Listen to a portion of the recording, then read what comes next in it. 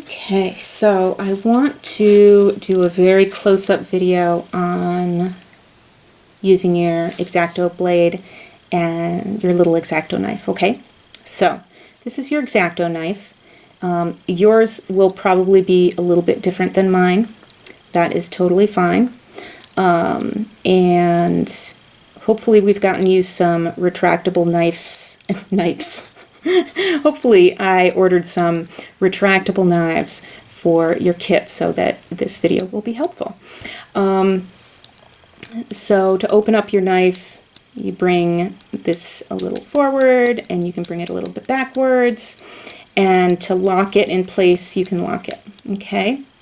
When you use an X-Acto knife, you don't need to use the whole thing. You don't need to bring the whole thing out and use like a big saw blade. These are not designed to do that. You always want to use a tool for what it was designed for. You don't want to use a chainsaw to cut through a loaf of bread. It's just not necessary. So this is not a saw, it is an X-Acto blade, and if we use it correctly, we can cut through quite a bit of material quite quickly. But if you don't use it correctly, it's dangerous. So that's why I always have Band-Aids on hand when I'm working at school. So if I am using this blade, I've just got out the amount that I need, and I bring my ruler down. Let's bring it to there. So I have my material, and I'm going to hold my ruler so that my fingers are not where my blade is going to be cutting. My blade is going to be cutting right along the edge here, and I don't want my blade cutting my fingers. So if my fingers were like this and I was cutting, that would be dangerous, right? Yes, Francie, that would be dangerous. So I have my knife like this, and I'm holding my ruler steady, and I'm just making nice, easy cuts with my blade. This is not a case in which you want to, in which you need to bear down super hard. Sometimes people, sometimes my students want everything to happen all at once, and I understand that that is something that you might want. However, it might not be safe.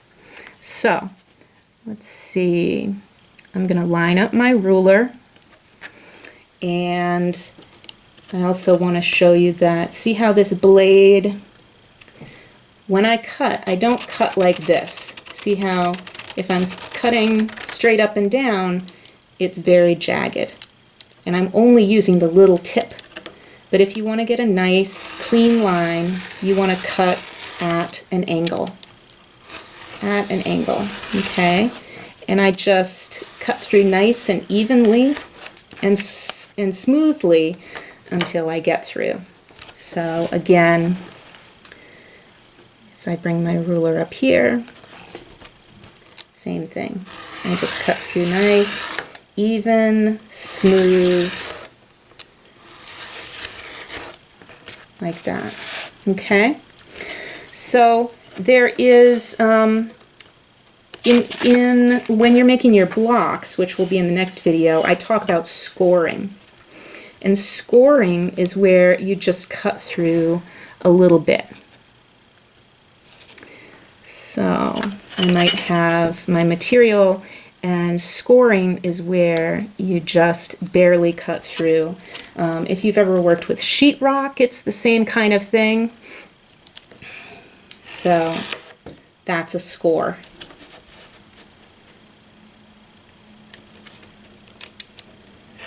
Score.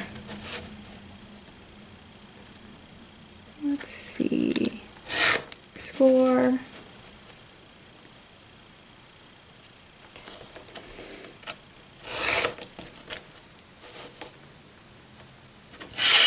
So that's scoring, where you just cut through a little bit. You don't actually cut through the whole material. And that just makes the cardboard easier to bend. Okay? Very, very helpful. So, do you always want to cut in a straight line? Probably not. So if I want to cut something that's curved, I want to recognize that I won't be able to cut through it all at once, okay? So I'm going to try to use a nice, even motion.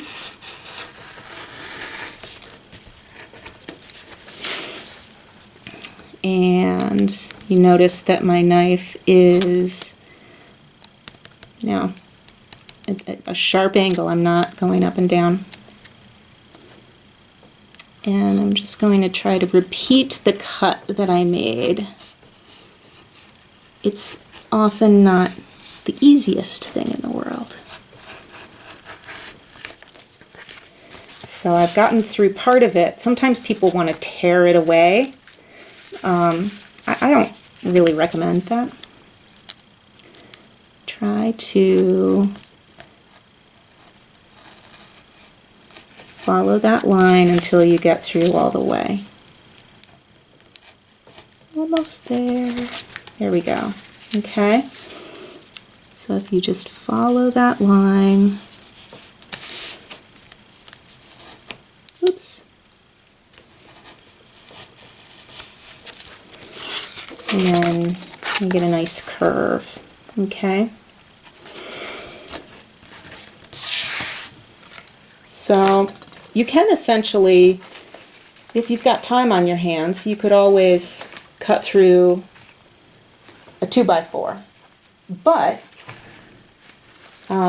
most people don't really want to cut through a 2x4 because it's not the right tool to use. However, I do want to show you that you can cut through quite a bit of material at once if you just take your time. So if I've got a bunch of pieces of cardboard all lined up, so I've got these all layered on top of each other, and it's always easiest. It would be harder to do this with a curved lines, but like if I want to go through these pieces, I just slow and steady wins the race. Okay.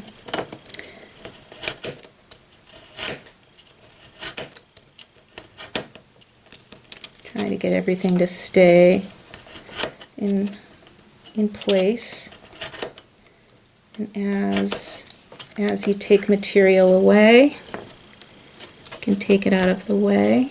Whoops. And you can also, you can always do it freehand. The problem with what I'm facing right now are the two sides slipping against each other. But let's see if, you know what? I'm a problem solver. I don't want those two sides slipping against each other. And I always say that this class is about problem solving. So, take a little piece of tape as a clamp, and that'll keep them together. And then slow and steady wins the race. Might not be the perfect example of cutting through a huge thing, but it is possible. Okay? Slow and steady wins the race with cutting through things. Okay, so the last thing I want to show you is that if you want to, if your blade gets dull and you need a new blade, then you see how the blade is scored so that you can snap it off. It's scored on one side, it's not scored on the other side. And so I take this out just to that first score. Let's see if I can take it out just to that first score. And I take off the end of my blade.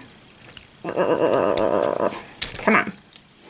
And usually there's a little slit on one side. And I put that right there. And Then I aim it towards the ground, not towards anybody's face. And then you don't want to just leave a blade lying around. It gets lost in things, you step on it, your kid eats it, your cat eats it. None of those things are ideal. So take a little piece of tape, wrap it up in there, make sure that all of the sharp edges are safely obscured, and then throw it away, okay? Because it's not just the people in your house who are going to come in contact with this. People who handle the trash are going to come in contact with this. Animals going through the trash sometimes come in contact with it. We want to make sure that things and people are safe from these. So then it's ready to be disposed of. And then you can put this back on your knife and you are ready with a nice sharp blade to keep cutting. Okay, thanks for watching, and I hope this answered all your questions about how to use a utility knife.